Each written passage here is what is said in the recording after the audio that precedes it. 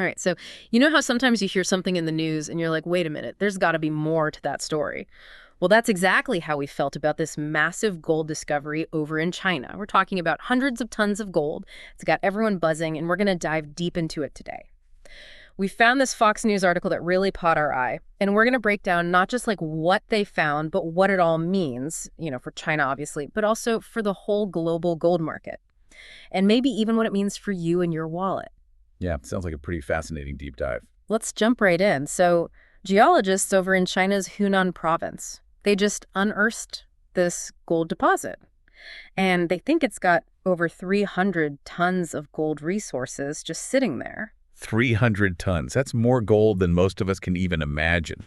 And get this, it's all located about 12 miles underground at a place called the Wangu goldfield. 12 miles underground. That's got to be an insane engineering challenge just to get down there. It makes you wonder how these huge gold deposits even form in the first place. Right? It's not like they just appear overnight. It's a process that takes millions and millions of years. You've got volcanic activity, the shifting of those tectonic plates.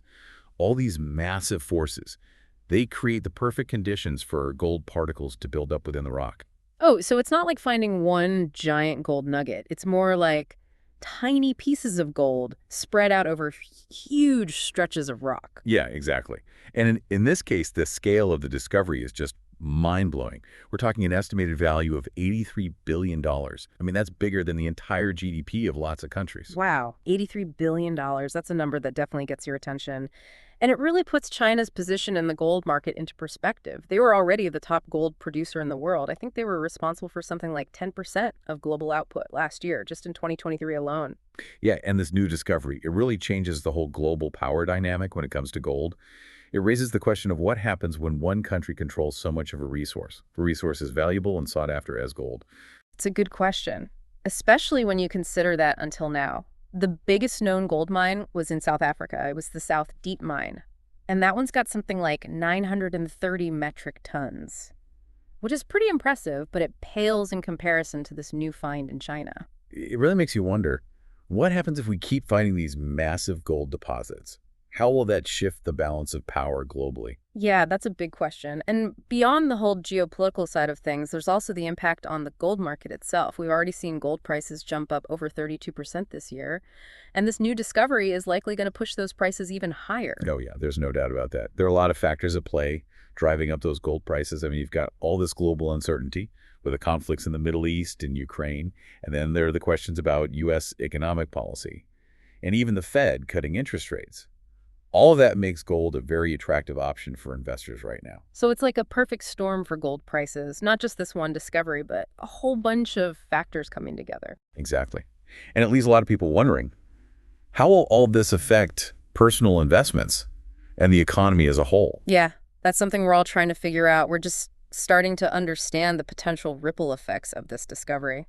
But one thing's for sure, things are about to get really interesting in the world of gold. You can say that again. Yeah. And potentially very profitable for some people. Yeah. Yeah, it really is like a ripple effect. Yeah. You have this one discovery in China, and suddenly it's impacting markets all over the world, political dynamics. It's even making people rethink their own investments. You're absolutely right. It really shows how connected everything is. But speaking of ripples, I keep thinking about the actual process of getting that gold out of the ground. 12 miles underground, that's got to be some serious engineering, right? Oh, absolutely. It's not just digging a hole. We're talking about a super complex process. Drilling, blasting, excavating, all while making sure the workers are safe and the whole mine structure stays intact. Yeah, I can't even imagine. And even once they get the ore out, they're not just pulling out big gold bars, are they? There's a whole refining process too, isn't there? You've got it. That gold is usually in tiny amounts within the ore. So they have to crush it, grind it. They even use chemical treatments to separate the gold from the rock. It's pretty amazing when you think about it, how we can take something from so deep underground and turn it into the pure gold we all know and love. It really is remarkable. It makes you appreciate the journey of that gold. Yeah. From deep inside the earth to something we wear as jewelry or hold on to as an investment. But it also makes me wonder, why gold?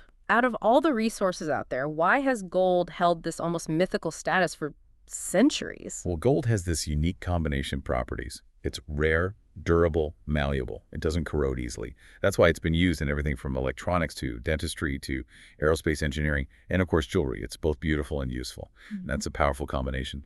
It's true. It's like gold's value goes beyond time and culture, no matter where you are in the world. Gold is seen as something precious and desirable. But with all this talk about gold's value and the demand for it, it makes me wonder, are we heading towards a future where resources are scarce? That's a big question, and it's one we can't ignore.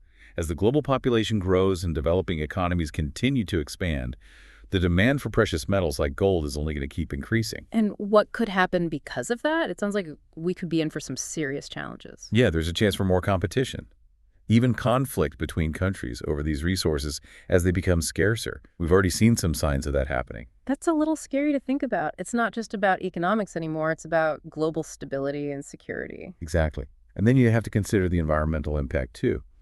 Gold mining can really damage the environment. Deforestation, habitat loss, pollution. So as we dig deeper for gold, are we also digging ourselves into a deeper environmental hole? It's a real concern. We have to figure out a way to balance our need for resources with the need to protect the planet. Otherwise, the consequences could be devastating. This whole conversation has really opened my eyes. I never realized how complex the gold industry really is.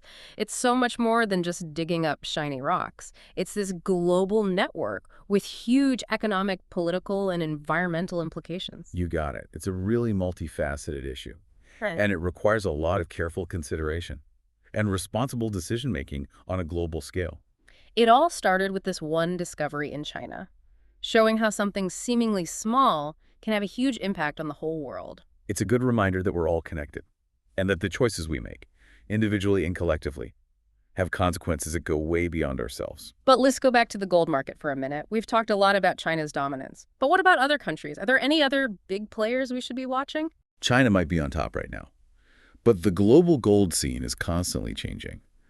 There are other countries with big gold reserves and the ability to produce a lot of gold. They're ready to make their move. So it's not just China calling all the shots. Who are these other contenders? One to watch is Russia. They've got huge gold reserves, and they're putting a lot of money into expanding their production. That's interesting. I always think of Russia as an oil and gas powerhouse, not necessarily gold. I know a lot of people think that, but Russia has a long history of gold mining, and they're clearly trying to become a major force in the global gold market. So they're a rising star in the gold world. You could say that. They're making deals with other gold-producing countries, and they're really pushing themselves as a big player for the future. It sounds like they're thinking long term. And they're not alone. Who else is in the mix? Well, you've got Australia, Canada, and the United States. They all have significant gold reserves, and they're likely to remain major players. Each country has its own strengths and weaknesses. So the gold market is becoming more diverse Yeah. and more competitive. That could lead to some really interesting changes down the road. Absolutely. It's a dynamic market that's constantly evolving, and the competition for resources and market share is only going to get more intense. This is giving me a whole new perspective on the global gold market. It's not just about China. It's this complex web of interconnected players. Everyone's fighting for their share of the gold. Exactly. And that's what makes it so fascinating. It's a market driven by so many factors: global politics, economics, technology, and even environmental concerns. And we haven't even talked about the ethical side of things, the impact of gold mining on local communities. That's right. It's another layer of complexity. We can't forget that the pursuit of gold, while it's often associated with wealth and prosperity, can come at a high cost for the people who live and work near these mining operations. Yeah, it's like a modern gold rush, isn't it? But instead of panning for gold in a river, we've got countries fighting for these massive deposits. And the power that comes with controlling the global gold market. That's a great comparison. And just like in those old gold rushes, there are going to be winners and losers, fortunes made and fortunes lost. But now the stakes are even higher. We're not just talking about individual wealth anymore. It's about entire national economies and the balance of power on a global scale. And with those high stakes comes a lot of risk, right? We've talked about the potential for conflict over resources, the environmental damage from mining. But what about the financial risks? Gold prices have been going up like crazy, but can that really last? Well, that's the big question, isn't it? A lot of people see gold as a safe haven, a way to protect yourself against inflation and economic uncertainty. But we have to remember that gold is still a commodity. It's still subject to market forces. Just like any investment, gold prices can be volatile. They can go up and down, influenced by all sorts of factors. So there are no guarantees when it comes to gold. even with its reputation for stability. So what should the average person be thinking about when it comes to gold and their own money? Should we all be running out to buy gold bars? Well, that's a decision you should always talk over with a financial advisor, someone who understands your specific situation and how much risk you're comfortable with.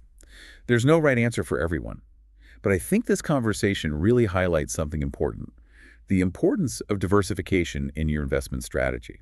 Don't put all your eggs in one basket, right? That's exactly it. Whether it's stocks, bonds, real estate, or precious metals like gold, spreading your investments across different asset classes can really help reduce your risk and protect your portfolio from those market swings. So gold can be a good part of a diversified portfolio, but it shouldn't be the only thing you invest in. Exactly.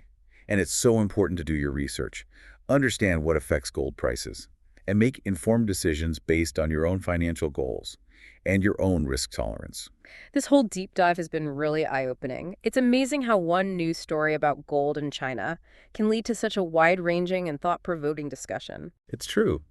That's what I love about these deep dives. We start with something specific, and then we follow the threads, uncovering all the complexities and connections in the world. Before we wrap up, I want to go back to that Fox News article for a second. They mentioned that gold prices are up over 32% this year. That got me thinking.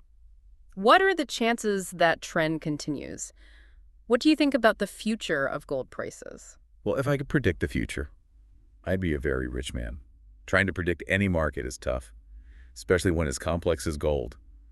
But we can look at some of the factors involved. Global uncertainty is probably going to stick around, and that tends to make investors want to put their money in safe haven assets like gold. We also have to think about inflation, interest rates, and currency fluctuations. All of those things can affect gold prices too. It sounds like there's a lot to consider, a lot of moving parts. I guess we'll just have to stay informed and keep an eye on the market. Absolutely. And that's a great takeaway from this deep dive. Knowledge is power.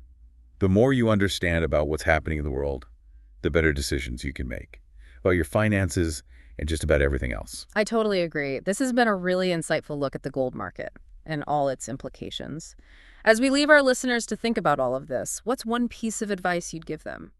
What's one smart move, big or small, that they can make based on what we've talked about today? I would say stay curious. Don't just accept what you see in the headlines. Dig deeper, ask questions, and try to see things from different perspectives.